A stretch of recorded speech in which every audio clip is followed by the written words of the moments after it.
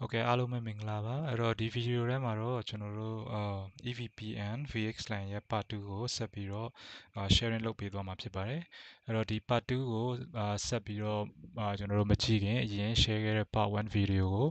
အခုဒီဗီဒီယိုရဲ့တောင်းကပေါ်လာတဲ့ကျွန်တော်တို့ link မှာသွားပြီးတော့ကြည့်လို့ရပါတယ်အဲ့လိုမှမဟုတ်ဘူးဆိုလည်းဒီဗီဒီယိုရဲ့အောက်က description ထဲမှာpart 1ရဲ့ဗီဒီယိုကို link ကိုထည့်ပေးထားပါတယ်အဲ့ဒီကနေပြီးတော့လည်းကြည့်လို့ရပါတယ်အဲ့တော့ဒီ part 2မစခင်မှာ part 1 ဗီဒီယိုကိုအရင်ကြည့်စေချင်ပါတယ်ဒါမှပို့ပြီးတော့ကျွန်တော်တို့အဆက်ဆက်ရှိပြီးတော့ပို့နားလဲလွယ်မယ်လို့ထင်ပါတယ်ပေါ့နော်အဲ့တော့အဲ့ဆိုရင်ကျွန်တော်တို့ဒီ part 2ကိုစပြီးတော့ကြည့်ကြည့်အောင်အဲ့တော့ part 2မှာoverlay နဲ့ underlay ကဘာလဲပေါ့နော်အဲ့တော့ overlay နဲ့ကျွန်တော်တို့ underlay အကြောင်းကိုအချမ်းမြင် sharing လုပ်ပေးသွားပါမယ်အဲ့တော့ဒီမှာဆိုရင်တွေ့ရတဲ့အတိုင်းပဲlayer 3 underlay ရှိမယ်နောက်ပြီးတော့ VXLAN ကကြတော့ရှိထားတဲ့ underlay ပေါ်မှာ run နဲ့ overlay technology ပေါ့နော်ပြောရမယ်ဆိုရင်တော့ foundation connect network foundation အောက်မှာရှိမယ်အဲ့ပေါ်မှာကျွန်တော်တို့တစ်ဆင့် run နဲ့VXLAN က run နဲ့ feature ပေါ့နော်ဥပမာဒီမှာတွေ့ရတယ်လို့ကျွန်တော်တို့switch A ကနေပြီးတော့ switch B ပေါ့ switch A B C D ရှိမယ်အဲ့တော့ A ကနေ B ကိုသွားခြင်းနဲ့ဆိုရင် VXLAN က A ကနေ B ကိုသွားမယ်ဆိုပဲသွားမယ်ပဲသူကဒီအာ decision ချတယ်ပေါ့နော်ပြီးတော့ဘယ်လိုသွားလဲဆိုတာကတော့သူ့ရဲ့အောက်က underlay ရဲ့ချိတ်ဆက်ထားတဲ့ပုံမှာမူတည်ပြီးတော့သွားမယ်လမ်းကြောင်းကအမျိုးမျိုးဖြစ်နိုင်တယ်အဲ့တော့ VXLAN ကအဲ့ဒီ information တွေကိုမသိဘူးသူသိတာကထားပါတော့ဒီကျွန်တော်တို့ဒီမှာရှိတဲ့ device ဖြစ် user ကိုသွားခြင်းနဲ့ဆိုရင် B ကိုသွားရမယ်အဲ့တော့ဒီ user ကိုသွားခြင်းနဲ့ဆိုရင်သူက B ကိုပဲသွားမယ်ဆိုတဲ့ information ပဲသူမှာရှိတယ်အောက်ကဘယ်ဟာမျိုးသွားလဲဆိုတဲ့ information တွေမရှိဘူး underlay မှာဘယ်လိုမျိုးသွားလဲဆိုတဲ့ information တွေမရှိဘူးပေါ့နော်အဲ့တော့ဒါကoverlay နဲ့ကျွန်တော်တို့ underlay အကြောင်းပေါ့အဲ့တော့ overlay နဲ့ underlay အကြောင်းကိုကျွန်တော်တို့ဥပမာအနေနဲ့ဆက်ပြီးတော့ကြည့်မယ်ဆိုရင်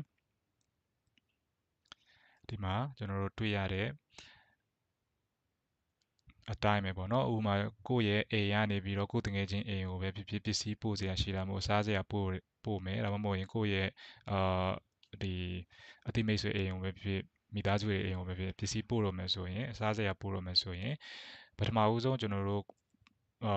ပို့လို့ရတဲ့နည်းကကိုယ်တိုင်ကျွန်တော်တို့เนาะသွားပြီးတော့ဒီကားနဲ့ဖြစ်ဖြစ်ဆိုင်ကယ်နဲ့ဖြစ်ဖြစ်ဒီတခုခုနဲ့ပေါ့နော်သွားပြီးတော့ပစ္စည်းကိုပို့တာလည်းဖြစ်နိုင်တယ်ကျွန်တော်တို့နောက်တစ်ခုကကြတော့ဘာလဲဆိုတော့ကျွန်တော်တို့ကိုပို့ခြင်းတဲ့နေရာကိုကျွန်တော်တို့ delivery အနေနဲ့ငှားပြီးတော့ပို့တာလည်းဖြစ်နိုင်တယ်ပေါ့နော်အဲ့တော့ခုနကပြောခဲ့တဲ့ကျွန်တော်တို့ကိုပို့ခြင်းတဲ့ဟာကိုကိုယ်တိုင်သွားပို့တဲ့ဟာကိုတော့ခဏဘေးဖယ်ထားမယ်အခု delivery နဲ့ကျွန်တော်တို့စဉ်းစားကြည့်အောင် delivery ပို့လို့မယ်ဆိုရင်တွေ့ရတဲ့အတိုင်းပဲကျွန်တော်တို့ delivery ပို့တဲ့ service ကိုအပ်လိုက်တယ်အဲ့တော့သူကကိုပို့ခြင်းတဲ့အိမ်ကိုပို့ပေးတယ်ပေါ့နော်အဲ့တော့ဒါကပုံမှန်ကျွန်တော်တို့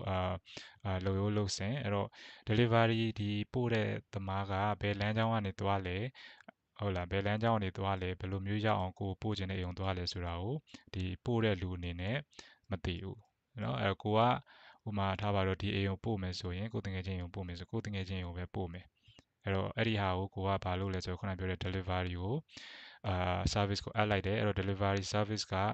အဲ့ဒီအိမ်ကိုရောက်အောင်သူကသူဂျားထဲကနေပြီးတော့လမ်းကြောင်းအမျိုးမျိုးရှိမယ်ပေါ့နော်လမ်းကြောင်းအမျိုးမျိုးကိုသုံးပြီးသူကသူပို့သွားမယ်အဲ့တော့ထားပါတော့ဥမာကျွန်တော်တို့ဒီသူပို့တဲ့လမ်းကြောင်းတွေကပထမ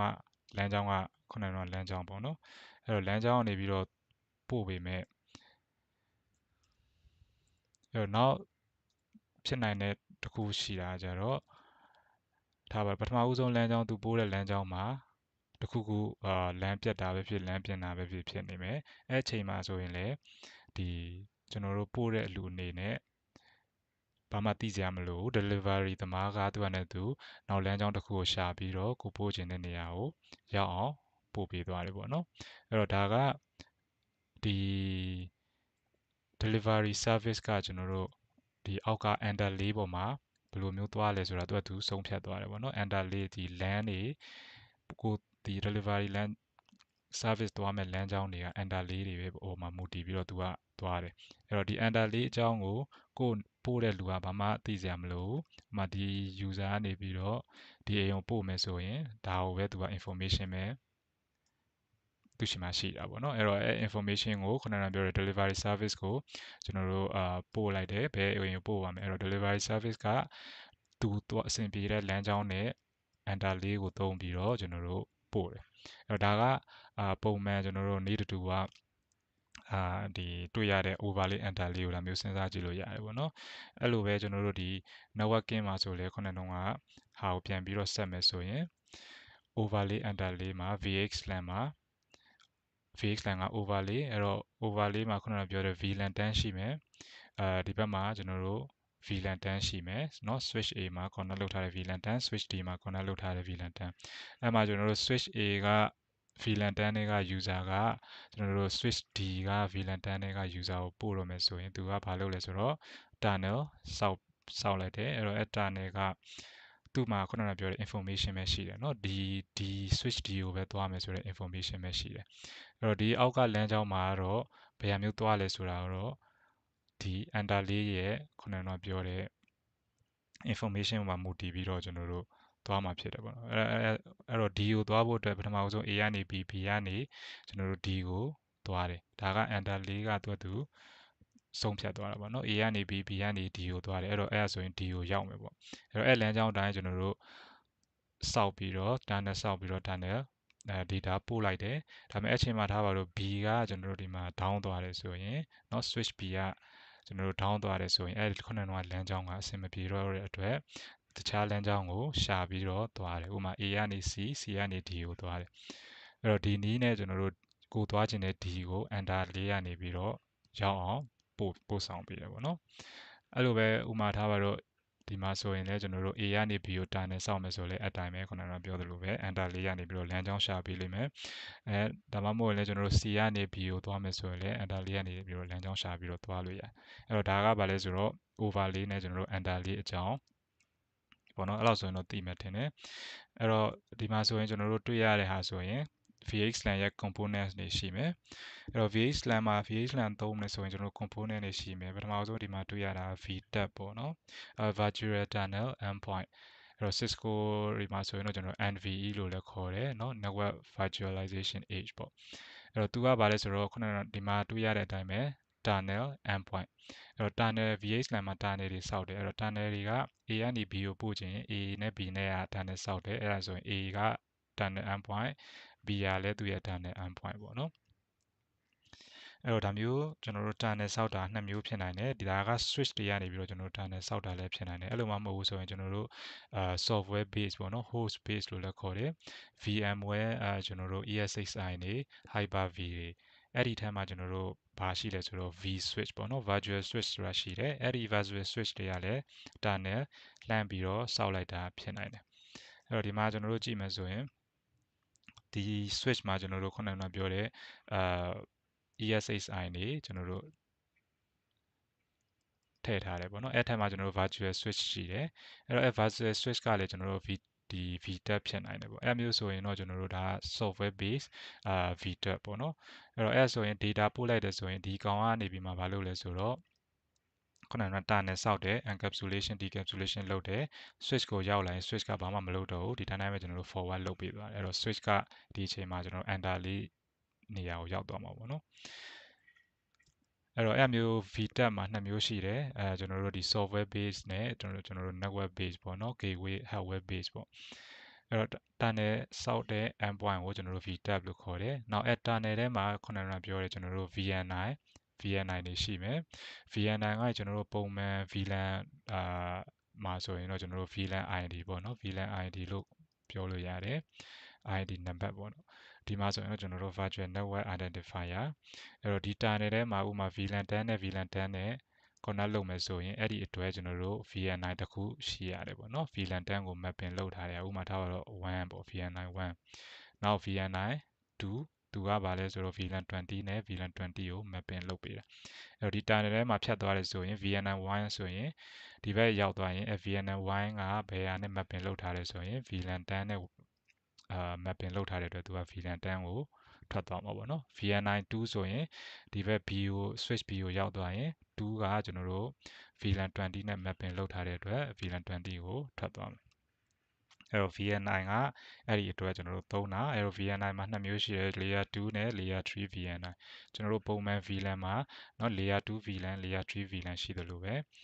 ဒီမှာ VNI မှာ layer 2 layer 3ဆိုပြီးတော့ရှိတယ်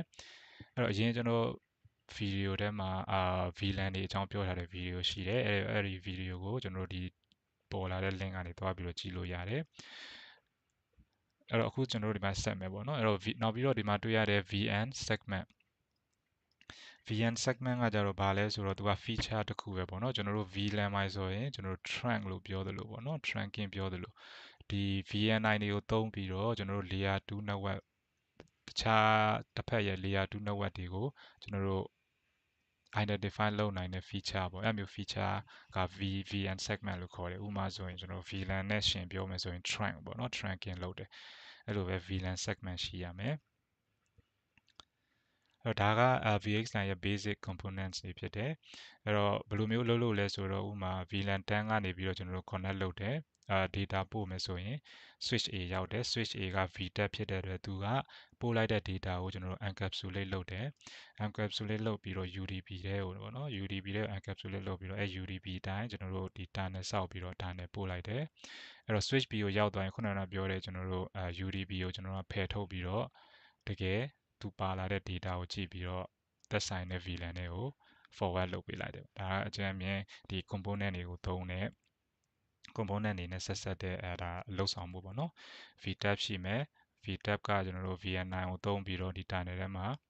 သွားတဲ့အချိန်မှာ VNI ကိုသုံးတယ်အဲ့တော့ဟိုဘက် VTAP ကိုရောက်ရင် VNI ကိုကြည့်ပြီးတော့ဘယ်VLAN တွေကိုပို့ရမလဲဆိုတဲ့ information ရှိသွားတယ်ပေါ့နော်အဲ့တော့ဒါကကျွန်တော်တို့ဒီ VXLAN ရဲ့ component တွေဖြစ်တယ်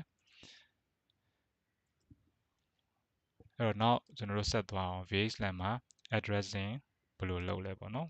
အဲ့တော့ addressing ဆိုတာဘာလဲဆိုတော့ဥပမာထားပါတော့ကျွန်တော်တို့ဒီမှာuser ရှိမယ်ဒီဘက်က VLAN 10မှာ user ရှိမယ်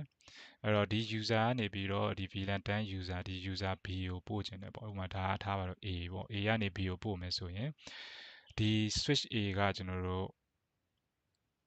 ဒီ B ကဘယ်မှာရှိလဲဥပမာ BB ပေါ့နော်ဒီမှာ AA ကနေ BB ကိုပို့မယ်ဆိုရင်ဒီ BB ကဘယ်မှာရှိလဲဆိုတဲ့ information ကိုသိဖို့လိုတယ်အဲ့ဒါမျိုးသိမှသူကပို့လို့ရတာပေါ့နော်အဲ့တော့ပထမဦးဆုံးဒီမှာတွေ့ရတယ်ဆိုရင် BB ကကျွန်တော်တို့ switch D မှာရှိတယ်เนาะအဲ့တော့ switch D မှာရှိနေတဲ့ BB ပေါ့အဲ့ဒီ information ကိုဒီ switch A ကသိဖို့အတွက်သူတို့ချင်းချင်းကျွန်တော်တို့ address landing လုပ်ဖို့လိုတယ်information တွေကျွန်တော်တို့ sharing လုပ်ဖို့လိုတယ်ပေါ့နော်အဲ့လိုမျိုးမသိဘူးဆိုရင် A ကနေပြီးတော့ဒီ BB ကဘယ်မှာရှိရဲဆိုတော့သူ့မှာ information မရှိရင်ဘယ်လိုပို့ရမလဲမသိဘူးပေါ့နော်အဲ့တော့ပုံမှန်ကျွန်တော်တို့ layer 2 switch တွေမှာဆိုရင်တော့ဝင်လာတဲ့ဟာကလိပ်စာမသိဘူးဆိုရင်သူက broadcast စမ်းထုတ်ပေးလိုက်တယ်ပေါ့နော်ပေါ်တွေဒီ switch မှာရှိတဲ့ port အားလုံးကိုသူက broadcast လုပ်ပေးလိုက်တယ်အဲ့တော့ဟိုဘက်ကကျွန်တော်တို့တကယ် B ဟိုမှာဒီမှာဆိုရင် BB ကလက်ခံရရှိတယ်အဲ့ဒါပြီးတော့အဲ့ဒါလက်ခံရရှိပြီးမှသူက reply ပြန်တယ် reply ပြန်တဲ့ဟာကို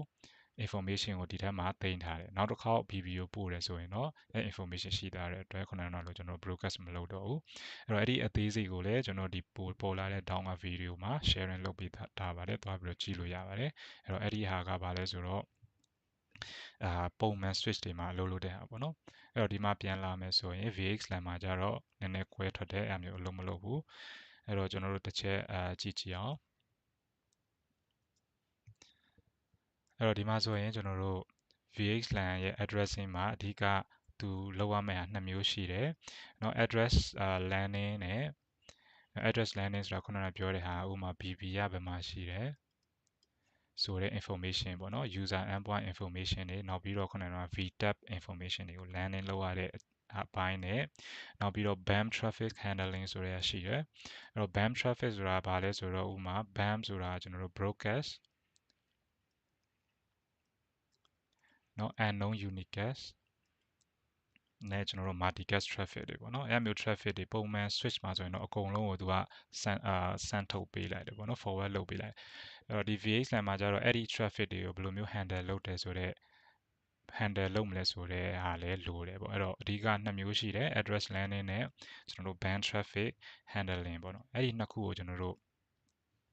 ဘယ်ဟာမျိုးလုပ်လဲပေါ့နော်အဲ့တော့ဒီမှာတွေ့ရသလို2မျိုးရှိတယ်ကျွန်တော်တို့ forward and land ဆိုတဲ့ method နဲ့handle လုပ်တာလည်းရှိတယ်နောက်ပြီးတော့ကျွန်တော် head and replication တနည်းအားဖြင့် ingress replication ပေါ့နော်အဲ့ဒီ method နဲ့ကျွန်တော်တို့လုပ်တာလည်းရှိတယ်အဲ့တော့ forward and land ဆိုရင်ကျွန်တော်တို့ multicast ကိုသုံးတယ်နောက်ကျွန်တော်တို့ head and replication ဆိုရင်တော့ EVPN ပေါ့နော် EVPN ကသူက BGP ကျွန်တော်တို့ BGP ကိုသုံးပြီးတော့ကျွန်တော်တို့BGP ကိုသုံးတယ်ဒီမှာကျတော့ multicast ကိုသုံးတယ်အဲ့တော့ဒါကိုကျွန်တော်တို့ဘယ်လိုမျိုးခေါ်လဲဆိုတော့လေ data plane landing လို့ခေါ်တယ်ဒီကောင်ကိုကျတော့ control plane landing လို့ခေါ်တယ်အဲ့တော့ forward and land ကကျတော့သူက multicast ကိုသုံးတယ်ဥပမာပြောရမယ်ဆိုရင်ဒါပါတော့ဒီ AA ကနေ BP ကိုသုံးတယ် VLAN တန်း VP ကိုပို့မယ်ပေါ့နော်အဲ့တော့ဒီ VLAN တန်းကိုသူကဘာလုပ်လိုက်လဲဆိုတော့ဒီ multicast group တခုနဲ့ mapping လုပ်ထားတယ်အဲ့တော့ VLAN တန်းရှိတဲ့ device တွေကဒီ multicast group ကိုလာ join ထားတယ်ပေါ့နော်အဲ့ချိန်မှာ AA ကနေ BP ကိုပို့တယ်ဆိုရင်သူကဘာလဲဆိုတော့ဒီ group ကိုအကုန်လုံးကိုပို့ပြလိုက်တာအဲ့တော့အကုန်လုံးဆိုရင်ဒီ group ကိုလာ join ထားတဲ့ device တွေအကုန်လုံးရောက်သွားမယ်အဲ့ချိန်မှာ BP ကလည်းလက်ခံရရှိပြီးတော့သူက reply ပြန်ပြီးတော့ A ကိုပို့တယ်အဲ့ချိန်မှာ A ကသူက information ရသွားမယ်ပေါ့နော်အမှ BP ဒီ switch D မှာချိန်ထားတယ်အဲ့တော့နောက်တစ်ခေါက်ပို့တယ်ဆိုရင်သူက D ကိုလှမ်းပြီးတော့ tunnel ဆောက်တယ် tunnel ဆောက်ပြီးတော့မှပို့လိုက်တယ်ပေါ့နော်ခုနကလိုမျိုးကျွန်တော်တို့ multicast အနေနဲ့မပို့တော့အဲ့တော့ဒါကကြတော့ multicast forward and land method ပေါ့နော်သူက VLAN တစ်ခုကိုကျွန်တော်တို့ multicast group တစ်ခုနဲ့ mapping လုပ်ထားတယ်ဥပမာ VLAN 20ဆိုလဲနောက် group တစ်ခုနဲ့ mapping လုပ်ထားတယ်နောက်အဲ့ဒါကျတော့ data plane landing လို့ခေါ်တယ်ခုနကပြောခဲ့သလိုနောက် EVPN ကကျတော့အဲ့လိုမဟုတ်ဘူးသူကကြတော့ဒီ switch A ကကျွန်တော်ဒါကိုအရင်ဖြတ်လိုက်မယ်နော် switch A ကကျွန်တော်တို့ information ရှိပြီးသားเนาะ BB ကကျွန်တော်တို့ဒီ switch D မှာရှိတယ်ဆိုတော့ information ကိုသူကရပြီးသားဘယ်လိုမျိုးရလဲဆိုတော့ BGP သုံးပြီးတော့ control plane ကနေပြီးတော့ဒီ information ကိုရထားတာပေါ့နော်BGP route information ကျွန်တော်တို့ပေးတယ်လို့ပဲသူကအဲ့ဒီ information ကိုရထားပြီးသားဖြစ်တဲ့အတွက်ဒီ AA ကနေ BB ကိုသုံးနေဆိုရင်ပို့မယ်ဆိုရင်သူကဘာလဲဆိုတော့ဒီ D ကိုတောက်လျှောက်ကျွန်တော်တို့လှမ်းပြီးတော့တန်နဲ့ဆောက်ပြီးတော့ပို့လိုက်တယ်ပေါ့နော်အဲ့တော့ဒါက control plane landing လို့လည်းခေါ်တယ်သူကဘာလဲဆိုတော့ကျွန်တော် EVPN ကိုသုံးတာ EVPN ဒီ BGP နဲ့ပေါင်းပြီးတော့ကျွန်တော်တို့ routing update တွေ route update တွေနဲ့အချင်းချင်းကျွန်တော်တို့ information တွေ sharing လုပ်ပေးထားတယ်ဟုတ်ပြီနော်အဲ့တော့ဒီဗီဒီယိုကတော့ဒီလောက်ပါပဲကျေးဇူးတင်ပါတယ်အခုလိုမျိုးကြည့်ပေးတဲ့အတွက်ကျွန်တော်နောက်ဗီဒီယိုနောက်ထပ်2ခုလာဖို့ရှိတယ်ပေါ့နော်အဲ့ဒါကတော့ကျွန်တော်တို့ demo လုပ်ပြသွားမှာဖြစ်ပါတယ်အဲ့တော့ဒီ multicast ဒီ VXLAN ကိုကျွန်တော်တို့ multicast နဲ့ setup လုပ်တဲ့ demo တစ်ခုနဲ့ EVPN setup လုပ်တဲ့ demo တစ်ခုဗီဒီယို2 file လာအောင်မှာဖြစ်ပါတယ်အဲ့တော့အဲ့ဒါတွေကိုလည်းဆက်ပြီးတော့စောင့်ပြီးတော့ကြည့်ရှုပေးပါအဲ့တော့နောက်ဗီဒီယိုတွေမှာတွေ့ပါမယ်အခုလိုအချိန်ပေးပြီးတော့ကျွန်တော်တို့ကြည့်ပေးတဲ့အတွက်လည်းကျေးဇူးတင်ပါတယ်ပေါ့နော်အဲ့တော့နောက်ဗီဒီယိုတွေမှာဒီ VXLAN ရဲ့အကြောင်းကိုဆက်ပြီးတော့ကျွန်တော်တို့ပြောသွားမှာဖြစ်ပါတယ်ကျေးဇူးအများကြီးတင်ပါတယ်